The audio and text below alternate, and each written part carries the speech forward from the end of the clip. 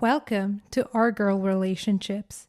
On this channel, we discuss day-to-day problems people face in their lives. Let's start with the video. My dad passed away a few months ago. I'm the youngest of his 3 children. I worked for him, we were very close, and he added my name to some of his property about 5 years ago. He and Mom agreed that I'd be the PR of his estate, and my half-siblings were okay with that when he passed. Some land, houses, cars are going through probate. Dad told me he didn't trust my brother after all the things that happened in their relationship. My dad used to be just as generous with my brother as he was with me over the years. Dad even took in a few pets he bought and then couldn't handle, not just one, but 2 parrots. Between what happened with my brother's ex, she stole a lot of money from my family while she worked for them, and how they raised their daughter, my brother is still letting his ex-wife financially abuse their adult dependent child, like taking car loans out in her name for herself and not their daughter, and spending her COVID checks. That made my dad sick, and he didn't want to give anything to my brother that his ex might get a hold of. I thought about sharing that land with my half-siblings, I guess as a way to try and fix how unhappy my half-siblings were with their inheritance relationship with our dad. But I wanted to take care of the probate first. I'm grieving, moving, and pregnant right now.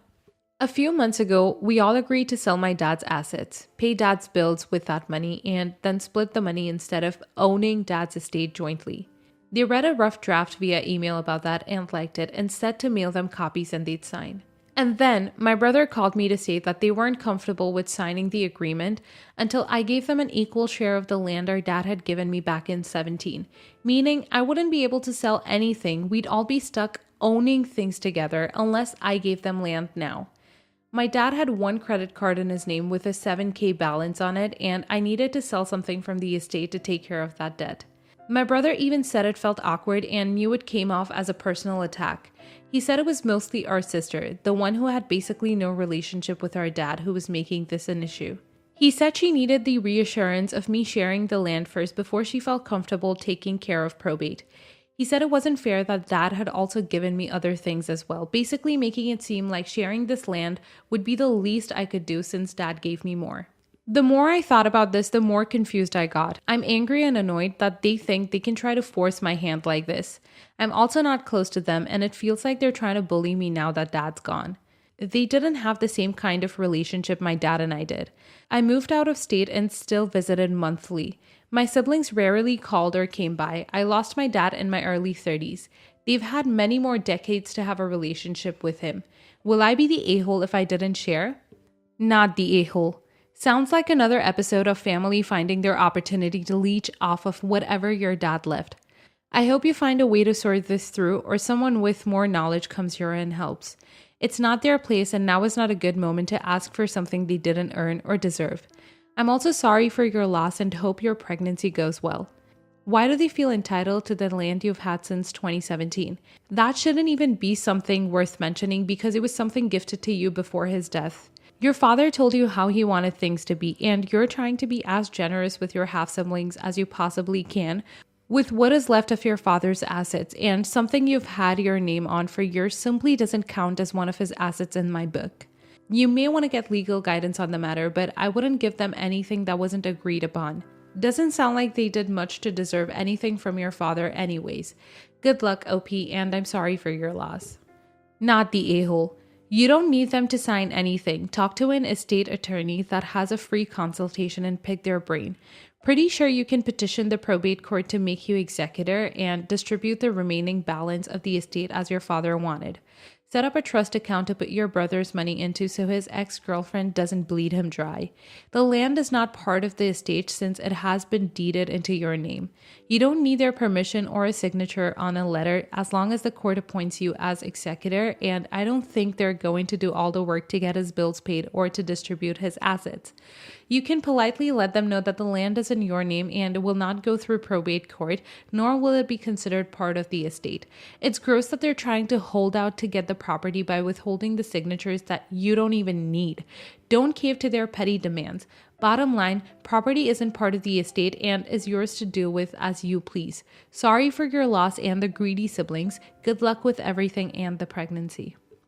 I'm already the executor. And you're right, my land isn't part of the estate, but I need the permission of the other heirs to sell estate property in order to settle my dad's debts. They're saying they'll only sign if I give them my land, so now I'm going to have to talk with my lawyer and see about other options to pay the debt. I'm certain a judge would force the estate to sell something if the heirs can't agree, though. Not the a-hole. Whether it's fair or not, which it sounds like it was, you're not responsible for your father's choices and who he decided to give his assets to. If they aren't happy with the way you're splitting assets, then they need to come up with an alternative way to settle the debt. The fact that they were originally okay with the agreement, but then later came with an issue feels greedy to me. Also, you might contact the bank or the lawyer regarding your ownership of the land. This is kind of a confusing story, but somewhat similar to your situation.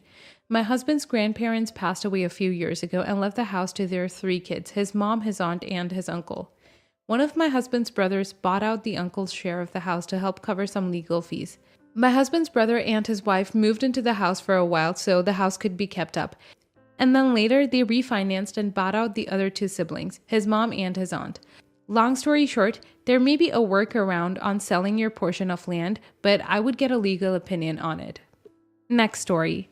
I recently got married. Before H, 31 male, and I, 21 female, got married, he wanted me to stay at home while he worked since he has a great job. If I wanted to work, I could use my money on me for my expenses. I worked before the wedding, but with wedding planning that I did alone without the help of H because he didn't want to, and working 70 hours a week, it became too much, so I quit. Mother-in-law lives with us 6 to 10 months out of the year. Will move in with us when father-in-law retires. She is emotionally and mentally draining, always undermining me. He is a mama's boy and believes his mom is always right. I did most of the cooking and the cleaning, etc., but the credit always went to her and H would tell me to do better. Then, H and mother-in-law started telling me to start working because I had too much time on my hands and it wasn't as if I was doing much in the house since mother-in-law took care of everything. Again, I did most of the work, but credit went to her. If I told H that I did it, he wouldn't believe me. Before we got married, H and I would go out, have date nights, but now even if I ask to get coffee, he refuses, tells me to be practical. If I ask to go out for dinner, he'll say no, but when his sisters in their 30s ask, he instantly agrees, paying for them and their families. Before we got married, H told me he'd pay me a monthly allowance to cover any expenses I had while I stayed at home. But after we got married, he claimed that money was tight, so he couldn't. Considering that I had bills and loans to pay off, was unhappy at home, and was constantly told by mother-in-law and H to start working, I decided to work.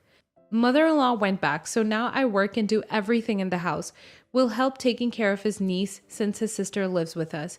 I do most of the chores. I asked H to help around a little bit, but he says he's too tired after work.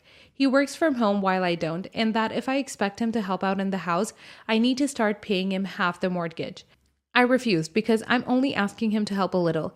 He lived alone before we got married, so he's capable of it. Plus, we went over this before the wedding. He keeps demanding that I need to start paying half of the mortgage since I live here for free and work regardless of whether or not he helps out in the house.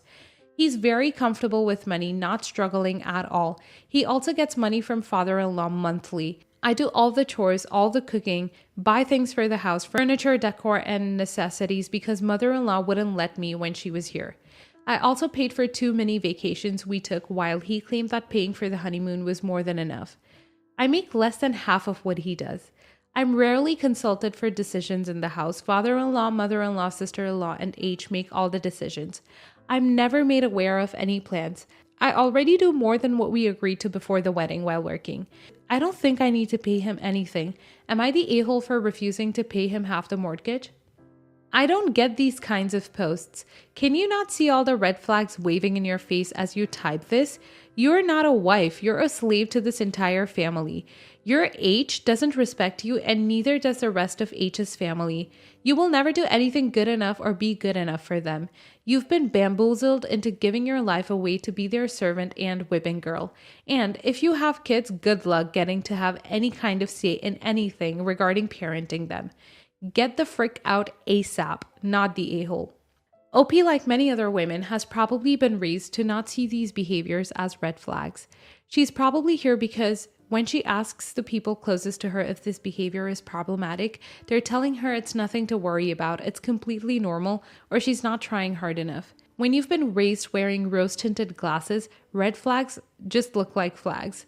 It seems Opie has reached a point of exasperation where she's taken the glasses off for a moment, rubs her tired eyes, and suddenly notices all these red flags that were just flags before. She needs us to help her keep seeing those red flags for what they are, not to insult her. Not the a-hole. You need to go. I feel like it's only going to get worse, and mother-in-law and father-in-law are going to be living with you full-time before too long. I feel like it will only get worse once that happens. Start saving money like crazy in a separate savings account he does not know about. Use a good friend or family member's address for the bank account so you never accidentally get mail about it. I'm sorry you're going through this. Not the a-hole. You are young enough and resourceful enough to manage this situation so that this doesn't define you for the rest of your life. I'm not going to pass comments as to what you should do about your marriage, but you need to do something to preserve your sanity and to protect yourself financially. Seek professional legal and emotional assistance if that isn't the right decision for you. I sense that you come from a cultural background that has gender role expectations. It may help you to make friends outside of your own ethnicity so that you can see that there is more than one way to live. Best of luck to you as you extricate yourself from these challenging circumstances. Next story. I have 2 children, a son that's 2 and a daughter that's 2 months. So to get right to the point, my mother-in-law went from having no grandchildren to having 3 grandsons in the space of 13 months. My son is the 3rd grandson, and my mother-in-law never showed much of an interest in him. She didn't visit at all in the first year and would never call to see how he was. Both myself and my husband would send her pictures and updates, but she very rarely responded. At his first birthday party, she showed up 2 hours late and left about 45 minutes to go to her daughter's house. The way she acts with her other 2 grandsons has always been the complete opposite.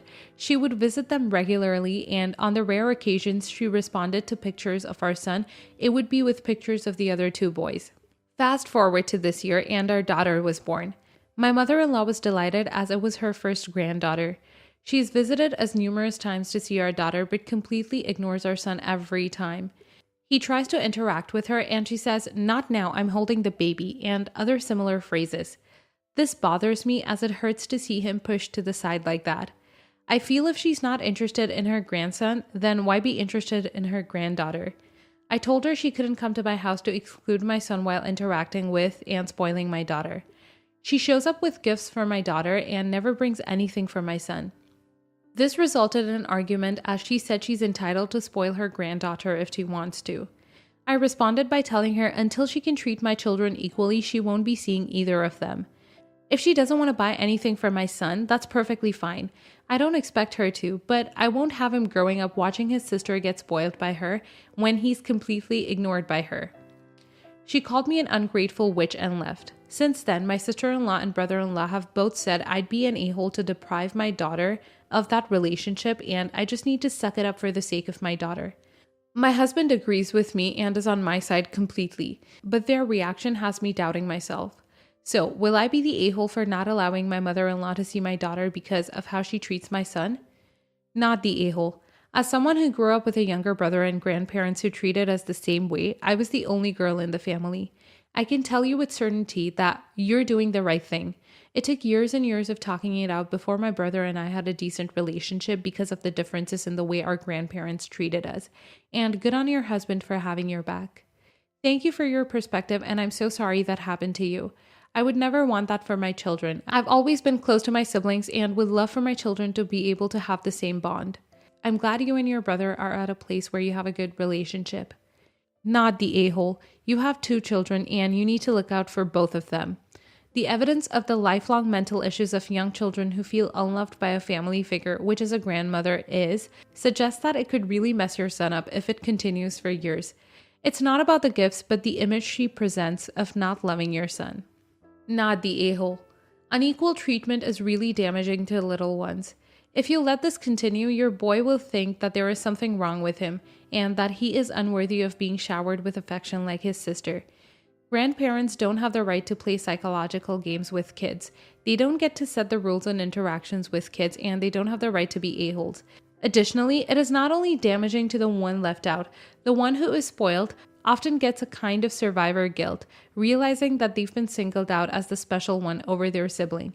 It destroys the sibling relationship as well, so it is just an awful a-holy thing to do. Next story. My partner, male 49, and I, female 41, have been together for 11 years. We both have high-paying jobs and we spend significantly less than we earn. We're child-free. Under the restrictions, we both had to work from home. Therefore, we started renovating our apartment since we both spent a lot more time at home. We splurged on this renovation. We refurbished and only chose high-quality designer pieces. Anyway, this did not go so well with my sister-in-law, my partner's sister. I don't know if it's jealousy or not, but she was very clear that she was disappointed that we had all that money laying around and then spent it on renovation. Sister-in-law, female 42, is a CFO and her husband is CEO, both in large companies. In other words, they don't lack funds. They live in a big house and have multiple cars. They also have 3 kids, male 14, male 10, male 9. This year, we got their Christmas list very early with a side note. You can put your money into better use. This list included 2 iPhone Pro Max, 1 iPad Pro, 1 Apple Watch gaming computer, a PS5, FIFA 22, a ski trip, ski gear. We just looked down the list in shock, and my partner said they may be joking. We were always given books and simpler things and never got anything in return. My partner called his mother then to see if we got the wrong list. She said no, but your sister thought that because you don't have a family, you can afford splurging on your nephews.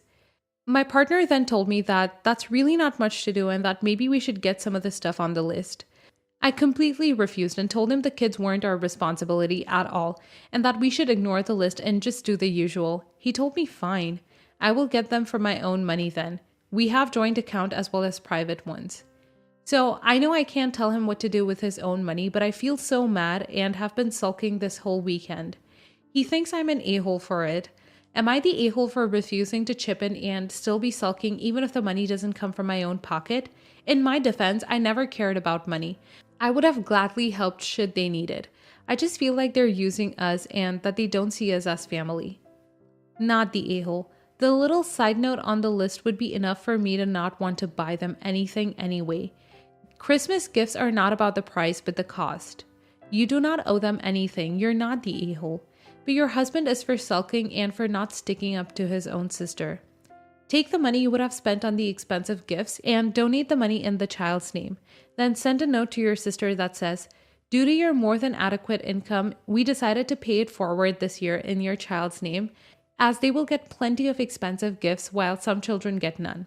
Not the a-hole, but now your bigger problem is your partner.